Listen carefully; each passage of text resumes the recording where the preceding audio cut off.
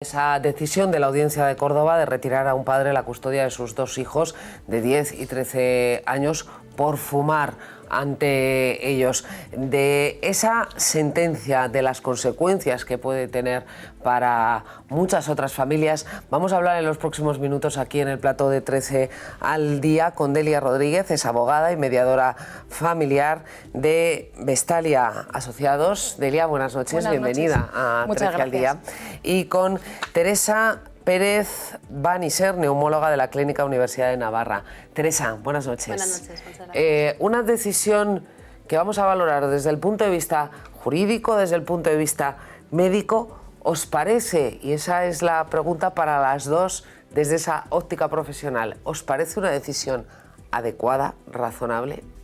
Bueno, desde el punto de vista jurídico, tras la lectura de la sentencia, que a pesar de que hoy ha hecho boom desde 2018, de finales del 2018, sí podríamos decir que es ajustada a derecho por varios motivos. Para mí el más reseñable de ellos es la exploración de los menores. Sabemos que a partir de los 12 años es obligatorio escucharles para saber su opinión y la sala decidió, en segunda instancia, que es donde retiran la custodia compartida al padre, decidió escuchar a estos menores de 10 y 13 años.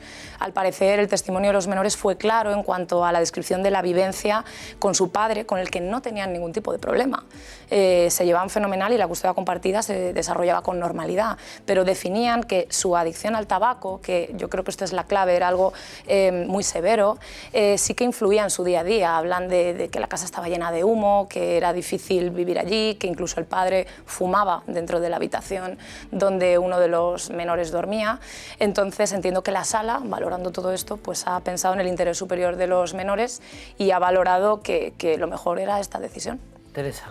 Desde el punto de vista médico puedo añadir pues, que efectivamente sí que está demostrado que el tabaquismo pasivo o que la inhalación del humo pues de los padres puede producir alteraciones en el desarrollo pulmonar de los niños y puede inducir una serie de enfermedades en el futuro, pues de infecciones agudas como bronquitis, neumonías que pueden requerir o no ingreso hospitalario, hasta asma que se puede cronificar, o una función pulmonar que no llega a la función pico esperable en el adulto y que se puede producir enfermedad en el futuro, ¿no? También hay un riesgo, aunque en niños de edad más pequeña, aumentado de muerte súbita del lactante. La muerte súbita del lactante es aquella muerte que se produce en el primer año de edad y que no tiene explicación por la historia previa del niño ni se puede explicar por los resultados de la autopsia, y se estima que en Estados Unidos, por ejemplo, entre el 20 y el 40% de estas muertes son por padres fumadores. Madre mía. Bueno, una obviedad, doctora. Delante de un niño, mejor ni un solo cigarro. Estamos hablando ya de una situación de alguien que se describe en esa sentencia como una persona adicta, muy adicta al tabaco, pero en cualquier caso, mejor ni un solo cigarro delante de un pequeño. No, y cuanto más pequeños, peor, lógicamente, por el desarrollo y el crecimiento del pulmón y de la vía aérea. Pero no todos los padres son... Pues iba a decir, no todos los padres son perfectos, ninguno somos perfectos como seres humanos. Habrá padres que fumen más, menos, habrá padres que beban más o menos, eso tiene consecuencias sobre los hijos. El juez no podría haber dicho, no, mire, para estar en el momento en que esté con ellos no puede fumar y tiene que someterse a una terapia clínica. Bien, a los niños también les hace estar lejos de sus padres. Está claro. Partimos de la base de que cuando uno no consigue arreglar un tema de los hijos en común por el mutuo acuerdo y lo deja en manos de un tercero, pueden pasar estas cosas. Claro. Sus señorías, los tres magistrados que han decidido de la Audiencia de Córdoba, han valorado con las pruebas que tenían sobre la mesa. Está claro que cuando no hay un divorcio o una separación, nadie decide sobre nuestras vidas. Pero en este momento los jueces tenían una obligación, los magistrados tenían una obligación de velar por el interés superior de los menores y con lo que había sobre la mesa deciden esto.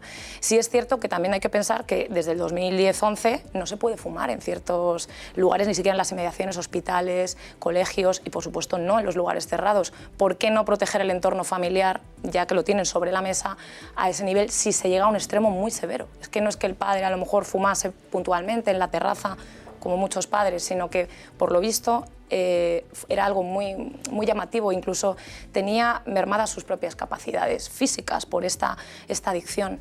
Entonces entiendo que los magistrados lo han valorado bueno, según su criterio, pensando en los menores. Y sí es cierto también, en cuanto a lo que mencionas de la posibilidad de la terapia, que se deja la puerta abierta a una posible modificación de medidas, porque en el momento, como el único motivo de esta retirada de la custodia, de esta desestimación de su petición, es simplemente esta adicción al tabaco tan enorme que tiene, que parece tener, en el momento en el que esto se haya curado, el padre podrá instar una modificación de medidas, acreditando esto mismo y volver todo a como se había acordado en primera instancia. Estamos hablando de una sentencia que es llamativa, a pesar de que efectivamente desde hace ya unos meses, que es llamativa y que resuelve sobre un asunto que es relativamente habitual. Pareja de padres separados, en la que uno de los dos, el padre o la madre, puede ser altamente adicto o altamente adicta al tabaco. Lo digo porque no sé si esperáis que después de esta sentencia, que sienta jurisprudencia obviamente, pueda haber una cascada de peticiones similares por parte de parejas que pidan que se cambie el régimen de la custodia de los niños por este mismo asunto. Bueno, pues puede ser que desemboque en peticiones similares. Sí es cierto que hemos visto, por ejemplo, en el despacho, cosas parecidas con otro tipo de adicciones. Es decir, que no es tan raro, solo que el tabaco a lo mejor es mucho más normalizado y nos pueda chocar más, pero con el alcoholismo pues también existen este tipo de sentencias. Yo creo que la cuestión es el tema de los términos medios, ¿no? Y sobre todo que cuando un juez tiene que decidir, tiene que hacerlo pensando en el interés no de los adultos, sino de los menores. Es que en un momento dado también les pueden demandar porque les dan de comer demasiado o demasiado poco y les provoca obesidad. Totalmente, esto se puede ir de madres. Mucho más que empezar. Claro. Porque, y voy a la parte de la terapia, esa posibilidad de que dejan abierta los jueces. Es fácil dejar de fumar. Dejar de fumar nunca es fácil, ahí tiene mucho que ver la fuerza de voluntad que tiene una persona, pero en los últimos años sí que se han lanzado al mercado fármacos que son muy efectivos para dejar de fumar, incluso en pacientes con gran adicción. Aunque tengan contraindicaciones, porque algunos tienen contraindicaciones que a veces verlas disuade. Sí, las contraindicaciones absolutas realmente son muy pocas normalmente, pero sí que suelen presentar bastantes posibles efectos adversos, ¿no? Uno, si se lee el prospecto, muchas veces me dice, doctora, no me lo voy a tomar, ¿no? Pero porque realmente, usted nos prescribe a sus sí, pacientes. con frecuencia, y sí que se consigue que dejen de fumar muchos, lógicamente no todos, y luego si se cumplen los meses determinados de tratamiento, sí que se consigue que esa eficacia sea a largo plazo, ¿no? Y que no vuelvan a fumar. Pues ya sabes, Ana, ¿eh? Todo es ponerse, No, todo es ponerse. No estamos hablando.